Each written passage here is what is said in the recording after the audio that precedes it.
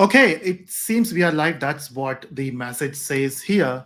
So finally, we are going live after a long time. And today it's also live. Plus, we have the Web3 show, episode number 6. It was supposed to be tomorrow, Wednesday, but something happened today, right? So we got the announcement of the budget. Now, I was waiting for this from a long time. In fact, every time I discuss with someone about blockchain, they have this usual question, about the cryptocurrencies. What's the future of cryptocurrency in India? Because there was some rumors or a news that the government is going to ban cryptocurrencies, and somewhere the approach was that if you see different countries, some country adopted it in a good way, some countries they tried to avoid it, in some countries it got banned as well. So in India we were concerned, some of them who already invested in crypto, they started pulling back their money. A lot of things were happening in the crypto market. Again, I'm not into crypto that much. I was into crypto last year, I did some investment, but this year totally I'm focusing more on the backend technology of blockchain, right? So yeah, so that's the topic for today. We'll talk about the budget, and of course we'll talk about the cryptocurrency, but the main topic for today is the announcement which happened in the budget. Especially we'll talk about CBDC. Okay, so someone is saying that my audio is low, so let me know in the chat if my audio is proper. The video quality, audio quality, let me know in the chat if it is good. And also, let me know from where you're watching this and how excited you are for the budget.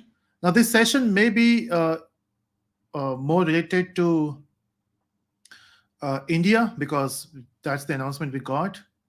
So let me know from which country you're watching and what is the status of crypto in your country. Now, for this, we have our guest, as always, the main speaker for the Web3 show, and we got Pranav here. Hey, hi, Pranav. Excited? I guess you're on mute. Yeah. Really?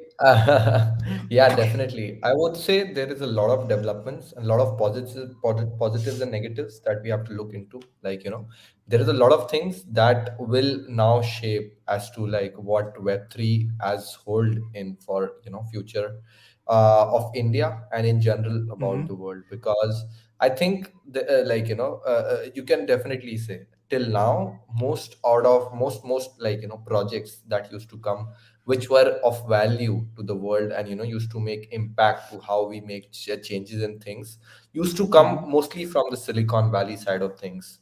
But with the change with its new paradigm, that is Web3, India as a digital economy has grown, and the reason behind that is a lot of venture shifting to India and Indian subcontinent. And you can say in the in the current stances, Web3 plays an important role in how we'll make the communication work, right? And Right. if Web3 is going to be the future and Indian government promotes or demotes Web3, accordingly the shift in the Indian ecosystem and paradigm, and India leading the way to the next next internet boom and things like that will happen.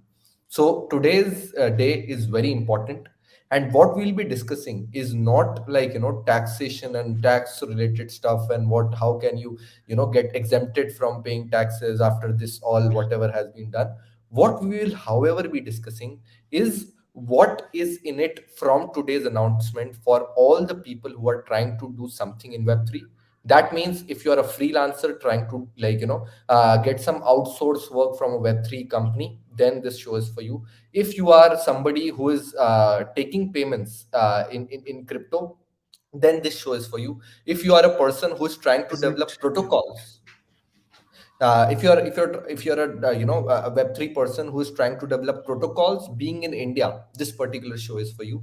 If you are a person who is working for a Web3 protocol out of India but living in India, then this particular show is for you. So I'm really excited to talk about different developments, and I would say we should definitely start with the positive note as to how government is becoming tech savvy, but also look with a skeptical lens and understand what are the things as a developer, as a startup Web3 founder, as a person who is invested in crypto in terms of payments and related things, and how we have to be a little careful around this with the new regulations that have come up. So I'm really excited about this show. What about you, Naveen?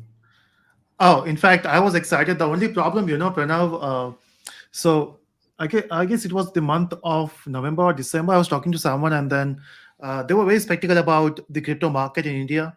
So when we talk about blockchain in general, they always consider Bitcoin and cryptocurrencies as blockchain. So so they were thinking that it will get banned, and then we all were waiting for the budget, right? When they will be regulating the crypto market. And in the morning, when I got to know that the budget is announced, unfortunately, I had not got enough time to look at the budget. But when I got a call from you, it was like, okay, I don't have to read anything on the Google now, so I will know everything from this show, right? So this is the Definitely. first hand information for me as well.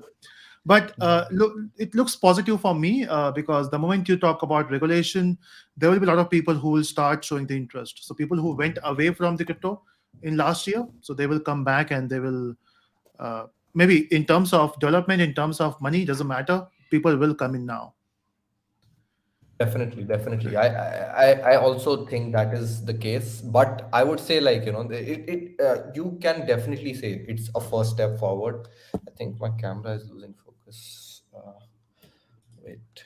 Oh, okay, cool. So I would definitely say, like, that's a first positive step forward. The finance ministry in general and the government of India has taken a progressive step in making crypto a digital asset, right? And understanding its implications and its need for the future, and India's perspective around this whole thing that I discussed, that India is very important as a country, for anything, for Web3 to prosper, for us to eventually, like, get into Web3 and make a move. So I would definitely say it's a net positive, but there are a lot of deep aesthetics that we have to discuss, that we should start discussing as a freelancer, as a Web3 crypto founder, and things like that.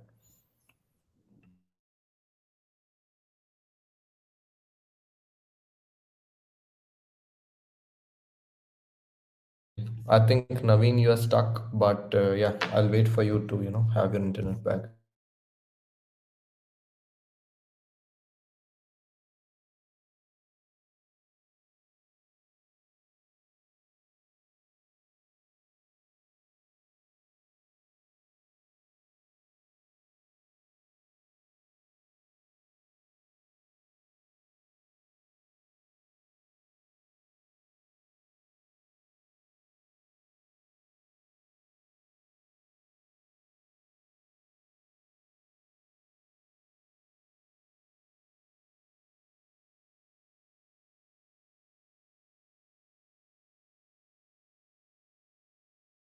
Okay, we'll wait for Naveen. By then, if you have any questions, I'll just start answering those, right? So yeah, so I have to definitely discuss this in detail as to what are the what are the first step implications, and as developers who are trying to make a move in the Web3, is it the right point in time? First of all, living in India is safe, being in Web3 and things like that is what will be something that I'll be discussing. So yeah. Uh, Okay, so the first question is 31% tax by government. Miners and developers are running their services unlike real currencies, which is backed by RBI. Why should a crypto guy pay a tax government that is 30%? This is asked by Naresh Kumar, right? It's like a legit question. So just to set up the grounds as to, like, what are we going for right now. You can say that, for all those who missed the budget, didn't look into the Web3, the current budget that was presented today. It said that about 30% of tax will be deducted for any kind of crypto asset payments and transfers, which is the highest slab of tax that can be deducted. What that means is that if you are a freelancer who is getting paid in crypto, and that payment is like 10,000 rupees, just like you will be taxed 30,000, 3,000 rupees, which is the 30% tax, which is the highest tax. If you are, it's a flat tax. What that means is that you cannot even say that, okay, I have this kind of loan, so can I get some kind of, like, reimbursement for that, and my tax can be decreased on decreased and things like that. That is what is, like, the current implications, that if you are the net profit from crypto. For example, if you are having, let's say, 100 rupees, and after a time, let's say 6 months, from May to something like December, you make it 200 rupees. So the net gain is 100 rupees. So you have to pay 30% tax on that, which is 30 rupees, right? If you are getting paid directly in crypto, that means, there is a company which is paying you directly in crypto. There is a word which is known as transfer of money, right? That is not very clear right now, that is not very much expanded right now. But if we, like, try to implicate it as per what the tax laws say in India, what it eventually means is that there'll be a 30% taxation on whatever current money is coming into your bank account, or the crypto account. What I mean, what that means is, like, that's like, the reference that we are taking, that transfer means like this, that if somebody is having like, if you are a designer, right, and you design something for a person, and you give it to him, he will give you, let's say, 100 rupees for that. And if he gives you in cryptocurrencies, then 30% of that, that is 30 rupees, will be charged as a taxable amount, and you will be getting 70 rupees only, right? That's the implications of it. So is it so basic? I hope I have set the basic ground up, that if there is a flat 30% taxation on crypto gains, as and gains can also be considered as, if you have zero money, and 100 rupees in crypto enter your wallet, right? It's like 100 minus 0, which is 100 rupees is your gain, right?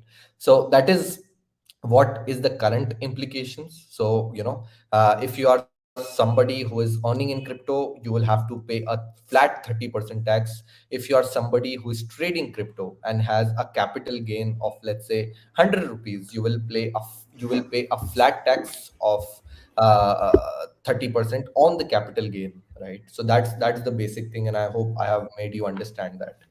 And I think Naveen is back, but he has some Yes, network I'm issues. back. Something went wrong. I don't know what went wrong there. Yes, Pranav, you Okay. can continue. Let me just get to the point where I left. Yeah, yeah. So I discussed, like, so the basics of what the cryptocurrency bill is all about, and then we can discuss the net positives, and eventually, like, people can start asking questions. You can ask me those questions, and we can start answering them. So the first, Right. like, thing, or the first positive that we have to look forward to, is that there was a lot of uncertainty, that will crypto be, banned, will the government ban crypto. The people who are earning, like, there are 50 million users of crypto right now in India, which is one of the highest in the world. Will their assets be seized? Will they be given a small period of time to actually just get out of crypto and things like that? So the answer to that thing is that, okay, crypto is now recognized as an asset by the government of India. Does that mean that crypto is a legal tender? The answer is no. Only El Salvador right now as a country has given Bitcoin a legal tender. What that means is that you can use it to make payments. What is the legal tender as a currency in India? It's only INR. Okay. Is crypto a legal tender? The answer is no. After this announcement of today about crypto taxation, will crypto be a legal asset? The answer is yes, right? It will be a asset class, it will not be a currency. That's why, even, like, very specifically, Nirmala Sitaramanji mentioned that crypto will now be considered as she did not at all use the word currency, she rather said digital assets, very, very specifically. What that means is that NFTs, your governance tokens like Uniswap, Aave, and things like that, your utility tokens, all the digital assets, as your social tokens, whatever digital assets exist on blockchains and this kind of Web3 infrastructure, all that will be considered as a digital asset, right? And you have to pay 30% capital gain tax, which is the highest on that, as a flat amount, right? And that is what is like, the basics of this cryptocurrency bill is all about, right? So so the net positive is that crypto is now a recognized asset. And if you are living in India, you don't have to fear that I am paid in crypto, will it be a illegal thing eventually, will my money be thrown into dust because of the uncertainty in regulation.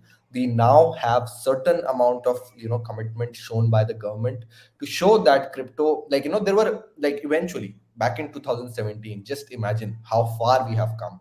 It was like nobody wanted to have crypto as an asset, right? Nobody wanted to eventually have crypto. Everybody thought that, okay, cryptocurrency is very very speculative. How can you consider this as currency? There is a very big, like, a very big economist out of India, very well known in the share markets as well. He said that today, if I go and purchase something with Bitcoin, today it is worth 100 rupees, tomorrow it might be worth 0 rupees, something like that. It's so speculative that we should ban it. RBI banned the cryptocurrency. 2020 we were back with having, like, the Supreme Court said that this is totally unfortunate and you should not do that. We were back, we started trading, we started investing, we started going for the Web3 markets and Web3 Web3, digital assets as a thing, but without any regulation. We were always under fear that if I am accepting payments as a freelancer in crypto, will it be banned eventually? And things like that was rolling around all the time in all the surfaces. That was the basic mood at that point in time. Then what happened is that government, in whenever there was a budget session, everybody in crypto space was like, oh my god, will they introduce a budget which all the time bans cryptocurrency? What will be the case? What will happen? There were two times when there is an index. Whenever the session launches, there is an index where all the laws that are going to be presented are presented, and every time it was in the index it was written ban of all private digital currencies and something like that, which was like, again, very frightening for all the people who were getting paid in crypto, had been dealing in crypto, had been working Web3, for any, let's say, Polygon, which is based out of India and things like that. But today is the day when we realize that crypto by the government of India will be considered as an asset.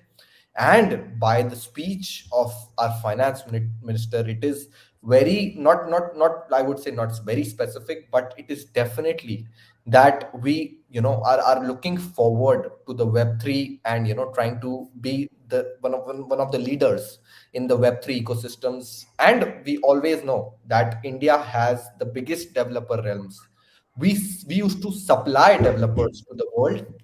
What will happen now is that we will be employing developers from the world for to work in Web3 protocols built in India by India. That is the difference that is gonna happen. So I would say, net, it's definitely something to celebrate.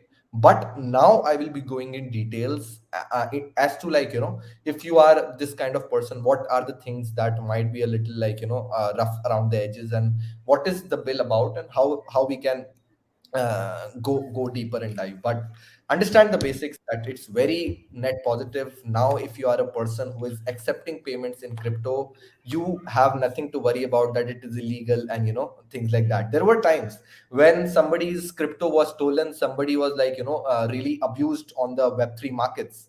And what happened was, he wanted to, like, go to the police station and say that this has happened, you have to help me out. And the police could not help because simply there was no law. Crypto was not recognized by the government of India, right? These kind of fraudulent activities that, like, that are happening just in the country. If it is happening around the world and there is a hack, right now there is no regulation to make that happen. But these kind of, like, small frauds in crypto can be dealt by eventually by the government bodies, and again, which is a net positive. So yeah, something to celebrate for to start with, on a positive optimistic note.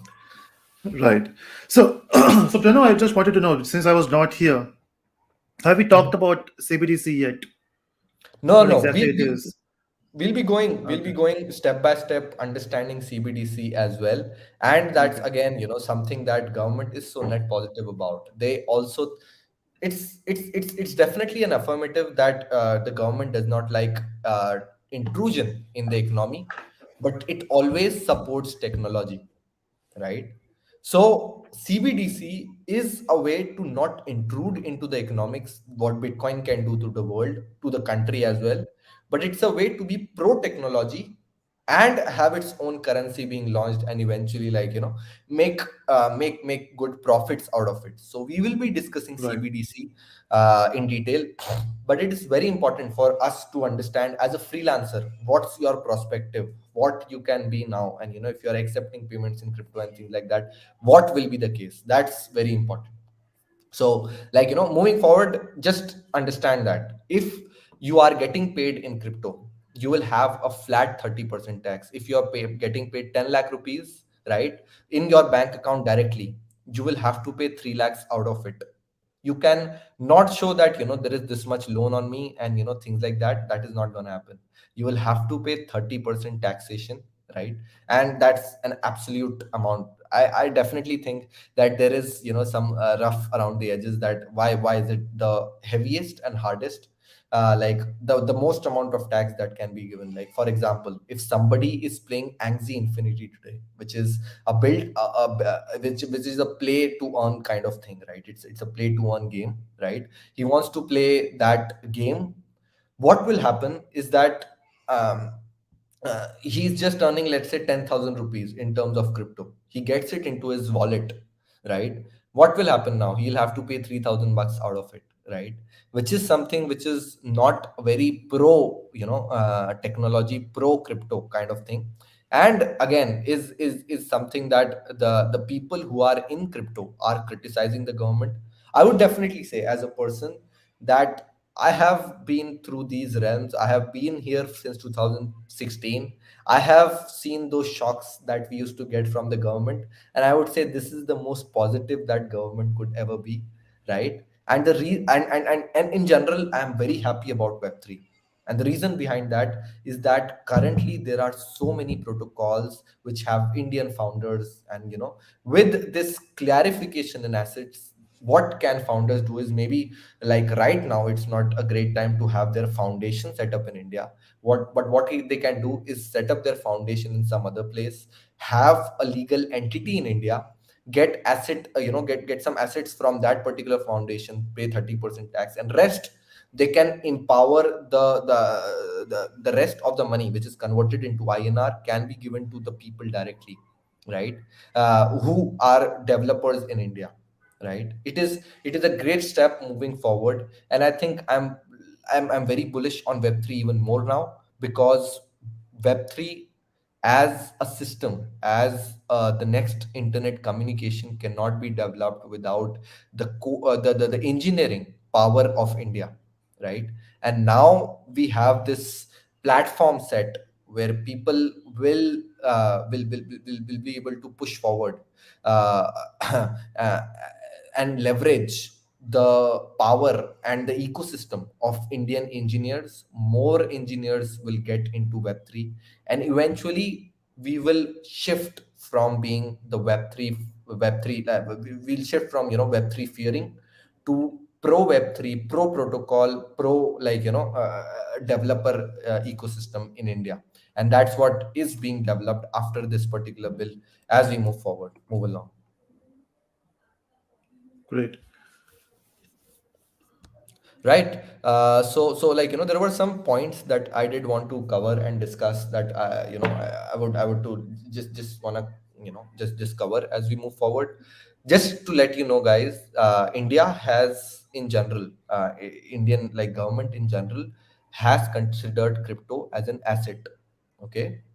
What that means is that if you are accept as a freelancer, or as a person who is working in a protocol which is now not based out of India, if you are getting paid in crypto, that's a way to get payments. What that means is that you are eventually considering crypto to be a currency, right? And India and the Indian ecosystem and the Indian government right now is not a very crypto currency favoring nation. Indian ecosystem and the government right now is a crypto asset friendly nation after today, right? And that's why when people say that, okay, I'm a freelancer and this 30% taxation flat is very wrong, that's just one way for that's just one way for the government to say that, don't take crypto as payments. Tell your particular company to give you payments in INR in your particular bank account, and then you will be eligible for, your different prospects for that particular thing, right? Don't consider cryptocurrency to be a payment method. We are not blocking it, but we are giving heavy taxations on this particular thing, so that this crypto as a currency for payment and things like that can eventually be used for money laundering and things like that, is the reason why crypto should not be considered for payments. And that's why we are imposing 30% flat taxation on that. If on the other hand you are crypto, if you are, what government would suggest is that develop Web3, develop blockchain, but get paid via something like a Swift transaction, right? In the INR directly bank account, or you can also get paid in CBDC INR, is what we are going to discuss, in the coming time.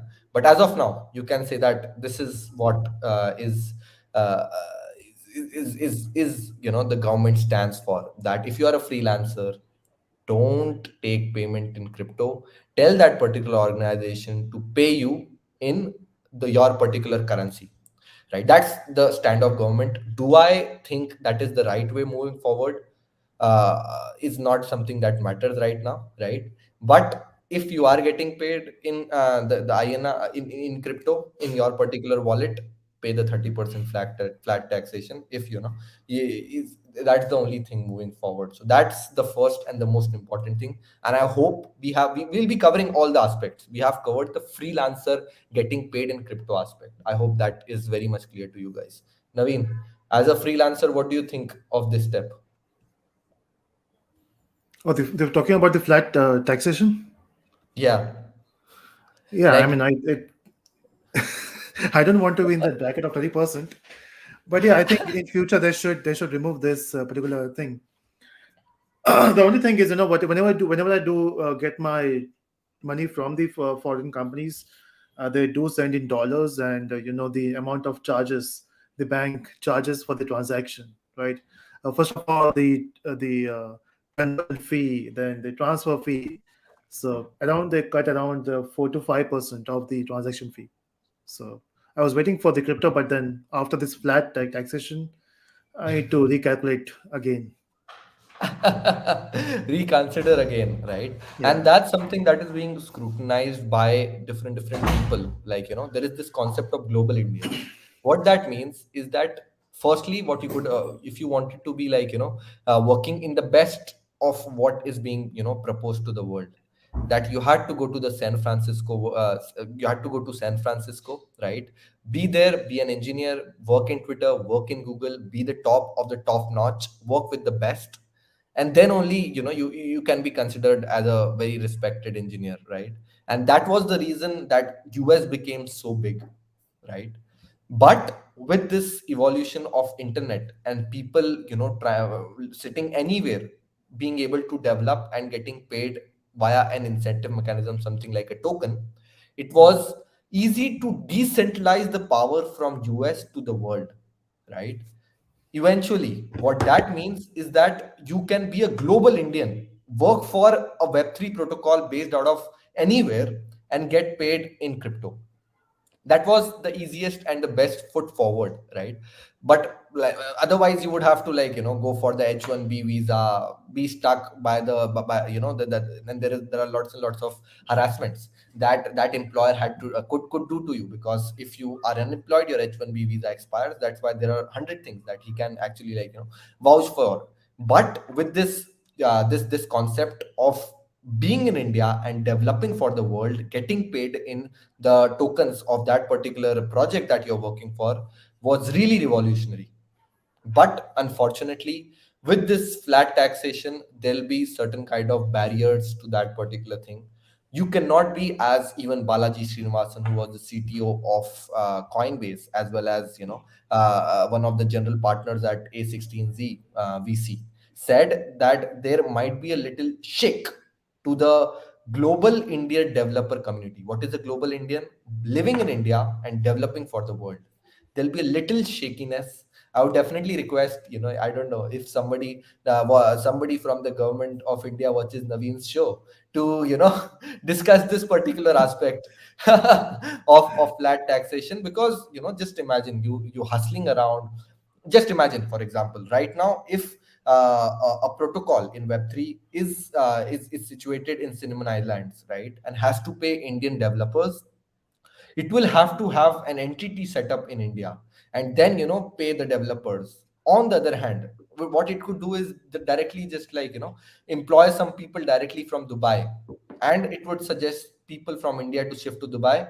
Or so in what I'm trying to tell you is there'll be a net negative to the developer ecosystem which was getting paid in crypto in India, right? They would want to shift to Dubai, which is a more tax heaven friendly nation, right? That's a little con to this particular aspect as we are talking about. But in general, if we say, right, it's if you're getting paid in crypto as an asset, you have to pay the flat 30%, is a little like, as a freelancer, as a person who works for the world, living in India, making the Indian ecosystem and the economy boom with with living in India, right? That's the most important thing. Living in India, making the economy boom with my payments which have come from across from the other part of the world, is a little shaken by that particular thing. And that's a little not, I won't say critique, but that's a little like, red bullet to this particular point, which could be something that will eventually improve. This is a good first step. But so I hope we have covered the freelance market. Second thing, and the second most important thing that people are a little bit skeptical about, is the Web3 startups.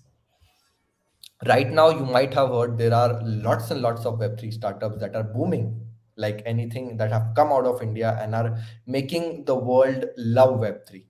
To start with, I would say Polygon, Matic network developed by Indian co-founders and now making good rails. Right. Secondly, I would say EPNS, EasyFi network, the Biconomy, all this awesome Web3 startups have have come out of Indian co-founders, right?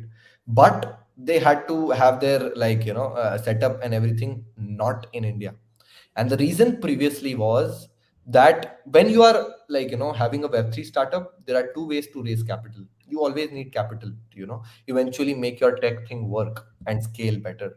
One was equity raise, which is not very well pronounced in the Web3 markets. The second one, and equity raise is not a problem, okay, just to specify. The second way was the token raise, the ICO thing, that, or the IEO thing, that projects currently are more in the Web3 ecosystem are taking funding from, right? And with this 30% flat taxation, just imagine if A16Z powers, or just imagine me and Naveen open a Web3 protocol, right? And we say, okay, we want to raise funds. So A16Z would be like, yeah, Naveen is a very well-known YouTuber, and we believe in his tech skills. So we will give him a $10 million token equity raise. All right. So when the company will have a wallet of its own, when the $10 million hits the Indian wallet, the address, $3 million as a flat 30% tax will be taken away by the government. What that means is that as a Web3 co founder, I would not want my foundation to be set up in India. Despite being Indian, despite taking leverage of all the developer ecosystem that Indians and the government of India, by having such awesome colleges like IITs, NITs, and triple ITs have developed, will not be able to leverage the economy because of what I have done, as because of this particular law that might have existed, right? So this is the second point, that Web3 startups might have an entity in India. They would not be able to have their foundations laid in India. They would have to have them laid in some better taxed nations, and that includes something like Singapore, which is very famous for this. Dubai, right? You can see the development of Dubai and Singapore, and the reason behind that, it's very, like, predominant and very well known. And the reason behind that is what I told you, right? Very pro Web3 crypto right now. They have understood that this is the future, and we need to attract more companies to be here. We don't have the Web3 talent that India has. We don't have the developer ecosystem that India has. What we have is that we can maybe, like, be a little cranky and craxy on the taxation part, and people would migrate to Dubai and have their ecosystem and the protocol and the foundation being laid in tax-free zones in our particular nation, and empower us eventually as we attract more and more talent. So this is a second critique, or I won't say, like, a little red point that exists right now in the bill, that also should be something that, needs a more discussion and more talking about. So that's the second point I wanted to make. Naveen, what do you think? Just a second. Yeah, I was looking for that tweet from from Balaji. Mhm. I, ca- Just a I can second. share that if you want. I can share that. Yeah, if you can. Uh, Yeah. I'll just share that. So by the time you're sharing that, Pranav, I feel, I mean, government is doing whatever they can, and then still we are not happy. So they might be having some good support with them, right? They might be having some people who will be guiding them, and I hope they understand what how it is going to affect the development, the developers in India. Uh, so In maybe in general, as I future, told you, yeah, yeah, in general, maybe as in I told future you, they it's will net be, positive. It's net yeah, positive that, India, like, it's, and I just tell you, Balaji just quoted here that, just I see, guess it it's a went bizarre down. Yeah, experience. It's a bizarre experience to see nation politicians who is conversant with technology and can calmly describe its benefit to the public as a part of a dry budget speech, right? I mean, I won't say try budget speech, but a budget speech. What that means is, he's implying that the government is, is very techno friendly, and, is implying that particular thing to the world, right? uh, yeah, and also mentions that here, as I've said before, the extent to which India is trending up and America is trending down is insane. Even in 2010, I was not have believed these curves, and even today, let alone cross in some places. What that means is, like, India is having much more pro tech friendly laws than maybe the most developed nations that exist in the world, right? yeah, So yeah, in general, he is very net positive. I am also very net positive about India. But whenever, it's always a healthy, description and healthy debate that we have to talk about, so that eventually we can again tell our senators to, I mean, not, we don't have senators, we have yeah. MPs, Right. MPs, to talk more about this, more about tech than some other topics, more about economics than some other topics, and eventually make the rails for a better development, a better future. So that was the second point. After freelancers, the Web3 startups are in a little, like, glimpse, but now, like, if they set up a foundation in some other country, they can always have an entity in India and pay the Indian developers from that entity, right? So what that means at that, in general, it's a net good thing, right? That Indian developers will get more employment, and in Web3, very, it's a very capital rich place, right? So they can definitely have more exposure to money with this new law. So really positive about that particular thing as well. Third thing, and again a very important thing, is that there are two things that are currently booming after that are, that are very well pronounced in the ecosystem. One is private wallets, right? And secondly is interaction with decentralized protocols, right? We'll go deep in this particular technical thing as well. So what that means is that if you are interacting with a private wallet, it is like just an address with no KYC, right? So because this private wallets and these private key and public key exist, and it can be used for, people can use it for money laundering and things like that. Government has said that this term, which is still not very well defined, there is a thing known as transfer, right? What that means is that, if you have a wallet and you're transferring money from one wallet to another, you will be taxed for that as well, right? People can have different wallets and they can be taxed for that as well. Plus, whatever trading and stuff they do, they will also have to pay 1% GST for that, right? And that's a little like, crunchy. For example, if I have MetaMask, right, and I use Uniswap to do my iteration or transaction. I buy Ethereum from the USDC, right? I do that particular transaction. First of all, I have to pay 1% tax on that, and I have to put it in my entries. How tough as a tech person is it for me to make a tally and then make that particular like 1% thing and then declare it before my next year's thing. So that's also like, just imagine you just like have, if you're trading on Wazirix or something like that, that will be deducted from the source. But if I have MetaMask and I want to declare that as a wallet that I'm using for making crypto asset payments, and using something like Uniswap for the same, how tough is it for me? Like it's very tough. I do Ethereum versus USDC transfer, and I have to pay the 1% tax as GST that government has imposed for any kind of trading, right, above a particular threshold level, right? So that's a little like, I would say, for using decentralized protocols like Uniswap, Dexes, or something like,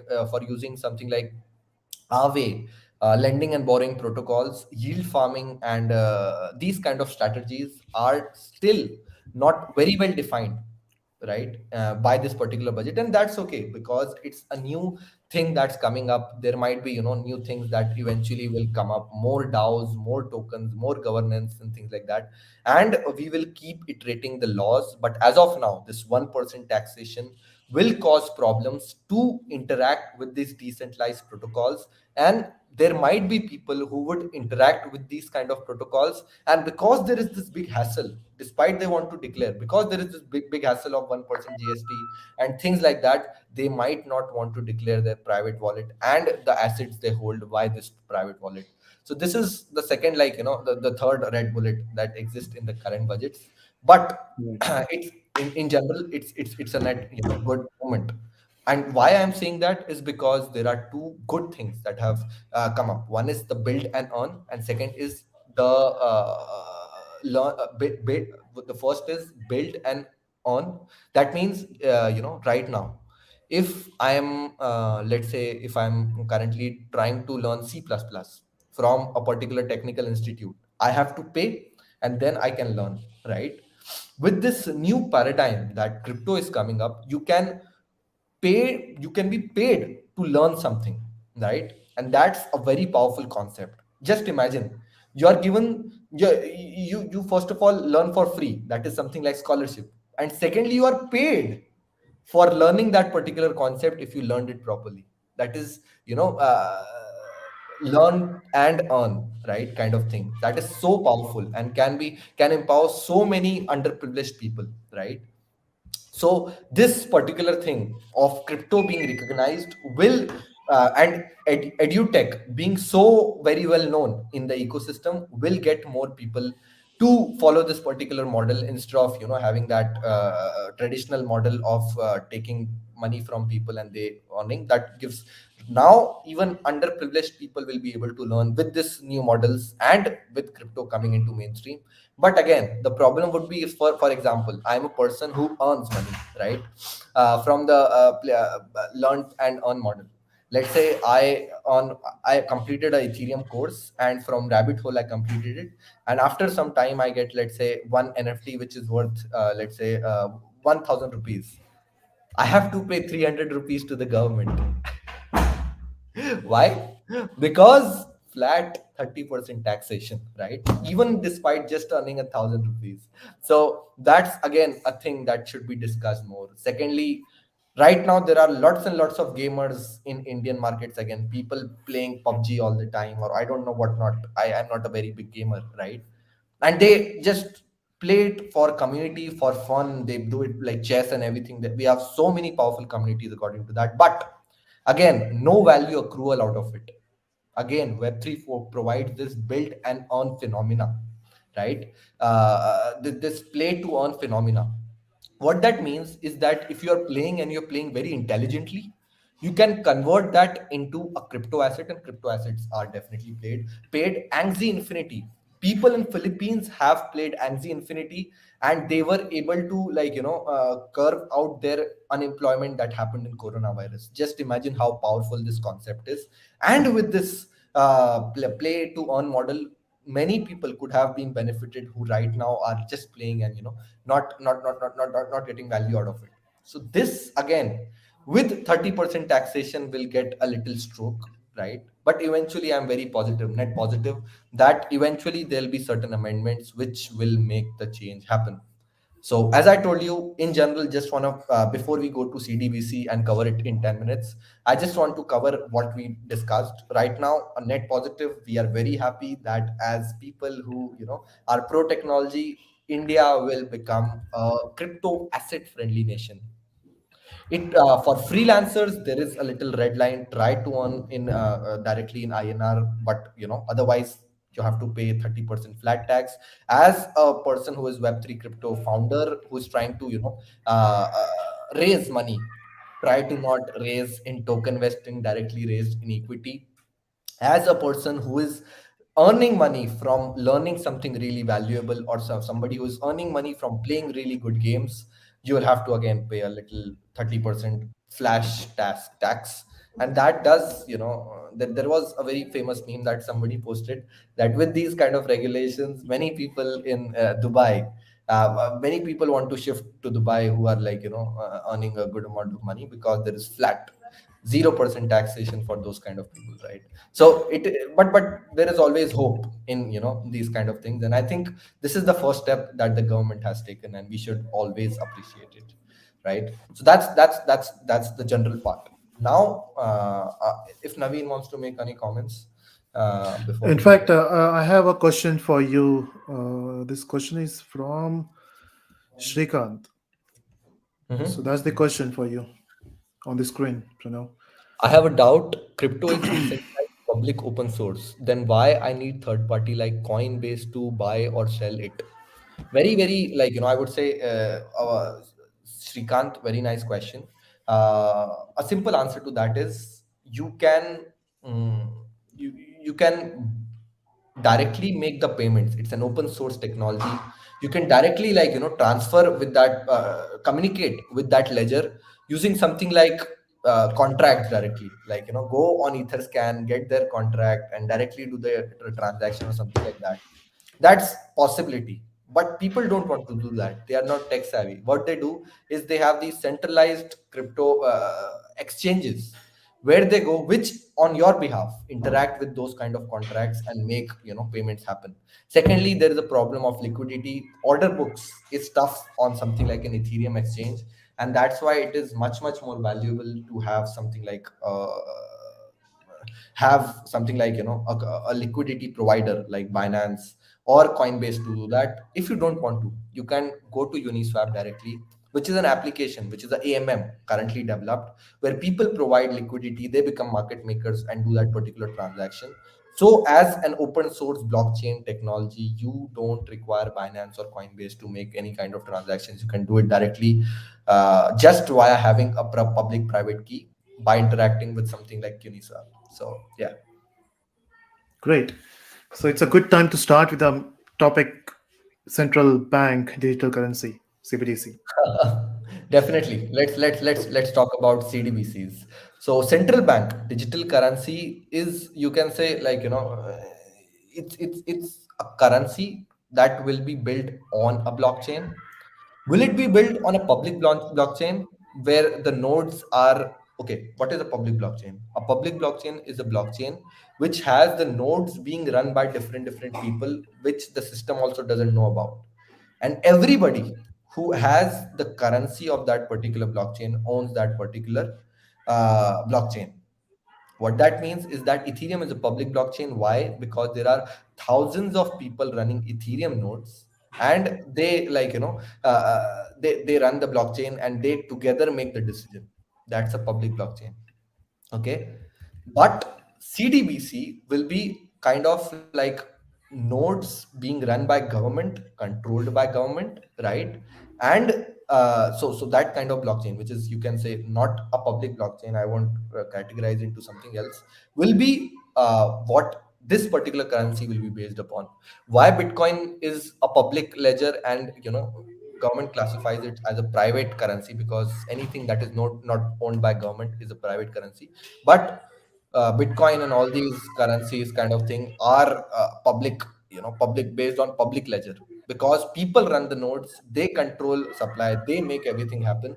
While in CDBC, what will be happening is that only government will be running the nodes on something like a blockchain, right?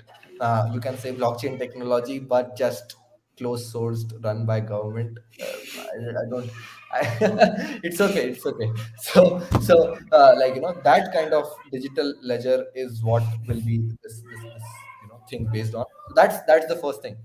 I hope you have understood the first prospect, that it's like Ethereum, but on a run blockchain kind of thing, privately run nodes kind of thing. And those entities that are running the nodes to make this particular blockchain work and have a currency upon it for all the transactions, these nodes are owned by government.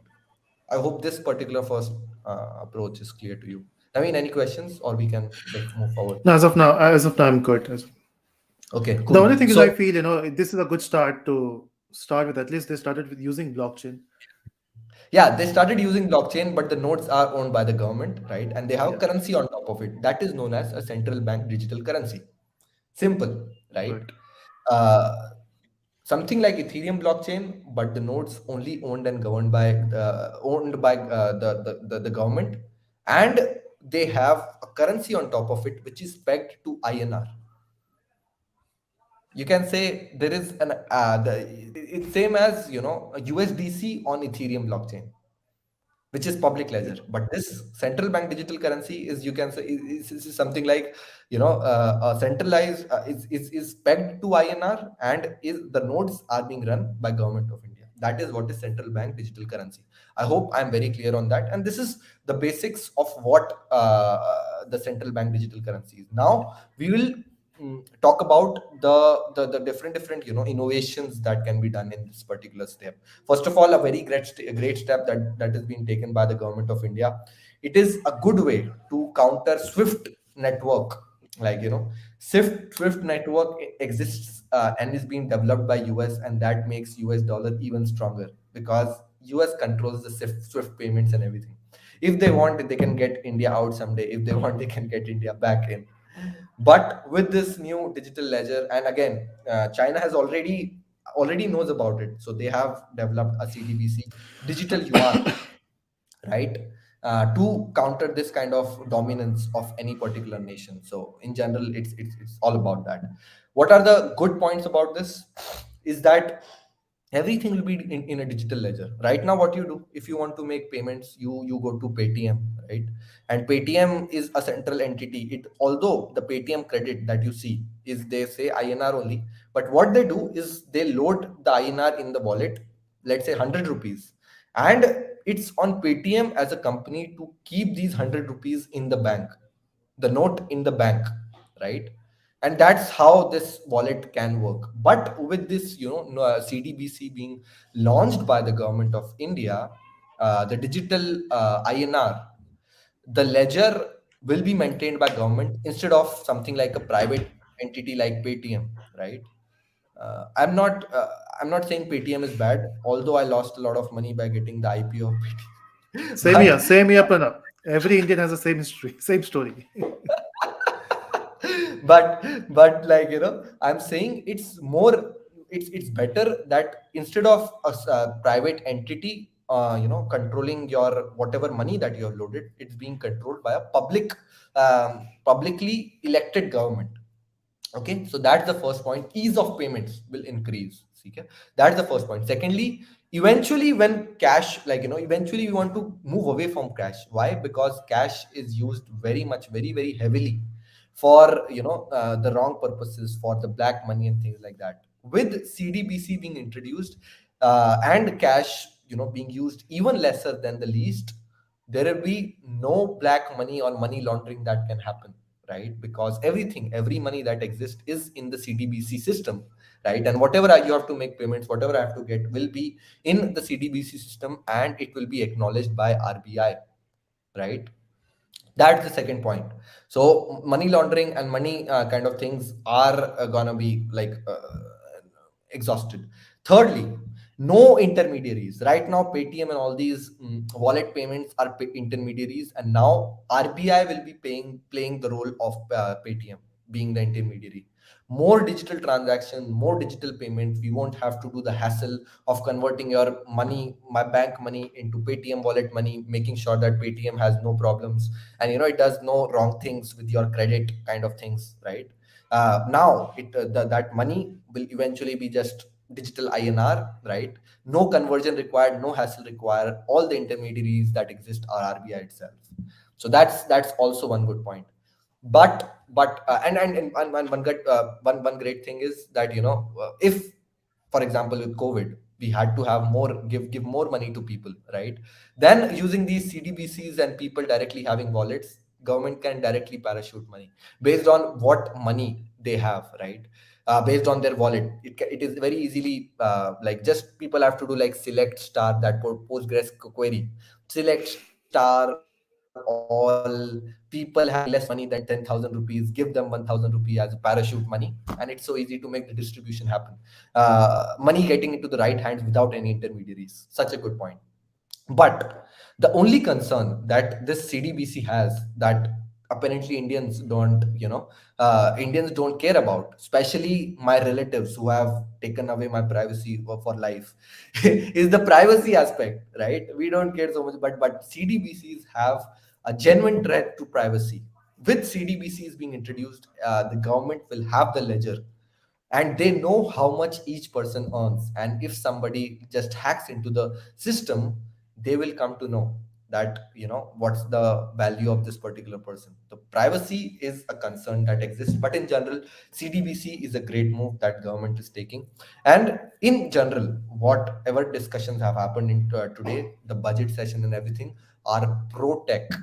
The government is trying really hard to utilize the great developer ecosystem that Indian ecosystem and Indian people have developed, and I totally respect that. We can take one or two questions. I think I'll have to go in, yeah, 10 minutes. Yeah, in fact, we only have 2 minutes left now, or 1 hour. Okay.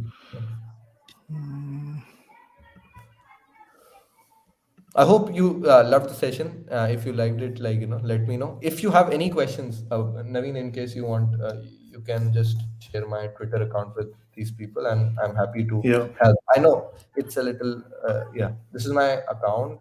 I have also pasted in private chat in case Naveen wants to display.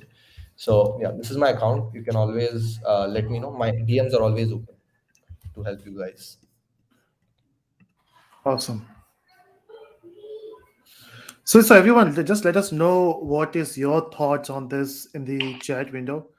And of course, if you have any questions, you can just connect with Pranav on Twitter. And yeah, so Pranav, a lot of things are making sense to me now. As I mentioned, I was not able to read the articles, not able to watch the session, but yeah, things are making sense now. I will just read some more stuff, and maybe Definitely. next time also, next week also, we can pull up some questions from them. Yeah, yeah. We can discuss CDBC technology in detail. We Yeah, have covered the overview. We can discuss the technology. great. So everyone, let us know if you want to understand the technology behind CDBC in the chat. And Somebody asked, will the value be volatile like crypto? Dude, CDBC will be pegged to INR. What that means is that value yes. of that CDBC, let's say one CDBC, will be equal to one INR. What that means is that that digital thing you are seeing is also one rupee. Okay, it will not be volatile equal to one rupee. But what that means is that, for example, there is a lot of inflation. Then you can say there is 6% improvement in the value of the CDBC you're earning. So yeah, little volatility because of that also happens right now, but we are not able to recognize it, right? But we'll be able to see things even more clearer. Right. So there's a question from Sakshi. Yes, this session will be available after this live as well. So it doesn't matter where you're watching this, it will be available on LinkedIn as well. So don't worry, you can rewatch it. Yeah. Okay. Okay, We great. are. Thank you, guys. So yeah, thank you so much, Pranav. That was a great session. As I mentioned, I will explore some more things on today's budget, especially CDBC, because I'm very excited about it. Last time I heard they might be using some Hydra technology for this hash graph. We will check Guys. that out. Mhm. Okay, great. So thank you so much, everyone, for watching. See you next week, next Wednesday, live or maybe a recording, depend upon the availability of Pranav and myself. So see you. Bye, everyone. Thank you so much, Pranav. Thank you.